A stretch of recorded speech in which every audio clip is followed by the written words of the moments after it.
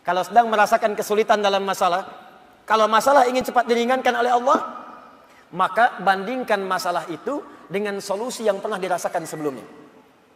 Bandingkan persoalan yang sulit itu dengan kesenangan yang sudah dirasakan sebelumnya. Suami istri sedang punya masalah, malam ini punya persoalan, sampai nggak bicara. Coba duduk dulu baik-baik. Ingat masa-masa senang ke belakang. 15 tahun berumah tangga, masa mau dikalahkan dengan masalah di satu malam? Ingat banyak senangnya atau banyak dukanya. Coba timbang-timbang lagi. Mungkin dengan menghadirkan nostalgia kesenangan itu, yang ini akan terasa ringan. Ma, kenapa malam ini kita mesti cemberut ya? Bukankah kemarin-kemarin kita tertawa? Gara-gara bapak semuanya. Gak apa-apa mah, memang gara-gara papa. Papa terima. Tapi mungkin Allah titipkan keburukan di papa itu karena mama bisa menyempurnakan. Mungkin Allah pilih mama itu adalah mama yang bisa membimbing papa lebih baik. Masya Allah. Oh gitu ya Pak ya. Mama bikin status dulu ya.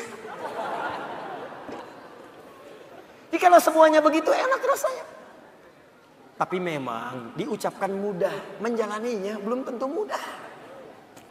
Nah, jadi kalau kita punya persoalan yang kecil-kecil sekarang, ingat masa lalu. Bu, Pak.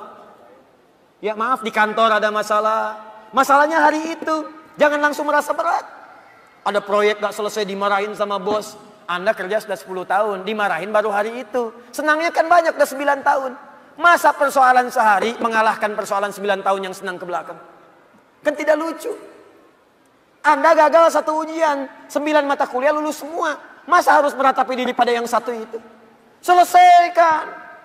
Mungkin di situ Allah ingin berikan anugerah supaya Anda paham lebih dalam.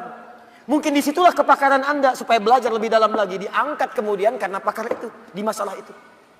Jadi kalau Anda sedang merasakan kesulitan, ingat masa-masa lalu saat Allah memberikan banyak nikmat dalam kehidupan kita. Jelas sampai di sini? Wa wajadaka dhallan fahada. Ingat Muhammad, dulu engkau belum pernah punya pengetahuan seperti sekarang. Engkau belum dapat bimbingan dari wahyu seperti sekarang. Ini dhallan di sini jangan sembarangan menerjemahkan ya.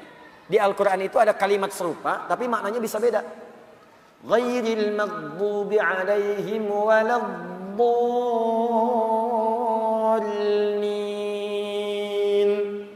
Maghdub yang tercela, maghdub yang terhina, dhalin di situ yang tersesat, tidak mendapatkan petunjuk Allah. Tapi kalau di surah Wadduha itu jangan diartikan tersesat.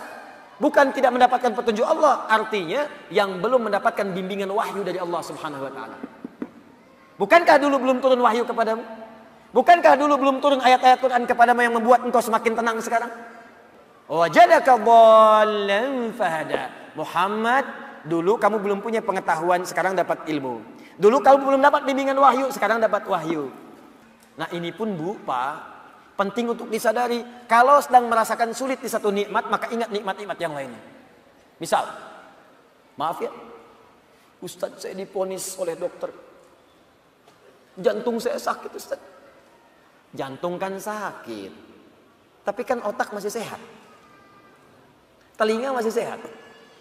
Lisan masih sehat. Mata masih sehat. Salahnya manusia kadang-kadang mengaitkan penyakit dengan kematian. Teori wafat itu nggak butuh penyakit. Wafat itu kalau ajal tiba langsung wafat. Nggak ada penyakit pun wafat. Banyak orang sehat wafat. Banyak orang sakit bahkan sampai koma belum nyampe titik. Banyak orang sakit di rumah sakit, tapi yang meninggal bisa yang sehat duluan. Karena kaidah untuk wafat itu bukan penyakit, ajal. Ajal tiba, la yastakhiruna sa'ata wa la yastaqdimun. Quran surah 7 ayat 34. Ini kesalahan manusia itu kadang begitu. Divonis cancer, stadium 4. Waktunya tinggal sebulan lagi, nggak akan nyampe kalau belum nyampe. Nggak akan wafat kalau belum wafat. Karena itu kita diajarkan oleh Allah Subhanahu wa taala, hati-hati kalau kita mendapatkan merasa kurang di satu nikmat, maka segera evaluasi diri. Barangkali nikmat yang lain lebih banyak yang pernah kita dapatkan. Apakah kita hanya akan jauh dari Allah hanya karena satu yang kita rasakan itu? Sementara Allah berikan banyak kepada kita. Jangan sampai hubungan Anda pun dengan orang. Karena ayat ini punya hablum minan nas, hablum minallah. Hablum minallah vertikal, hablum minan nas horizontal. Jangan sampai Anda punya hubungan dengan orang sudah bertahun-tahun baik, putus hanya karena satu persoalan yang terjadi di satu hari.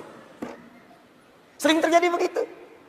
Anda nggak sadar, bertahun-tahun berteman, bertahun-tahun berkolega, bertahun-tahun bertetangga, di pemerintahan, di jabatan, di harta benda, di macam-macam. Cuman gara-gara satu persoalan lupa dengan kebaikan yang pernah terjadi di masa-masa lalu.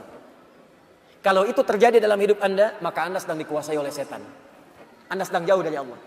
Karena ayatnya mengatakan, orang yang dekat dengan Allah tidak akan dipengaruhi oleh persoalan-persoalan yang tiba seketika, dan dia tidak akan melupakan kebaikan-kebaikan yang pernah terjadi di masa lalu. Lawan dari Allah itu tagut. Tagut terbesar itu setan.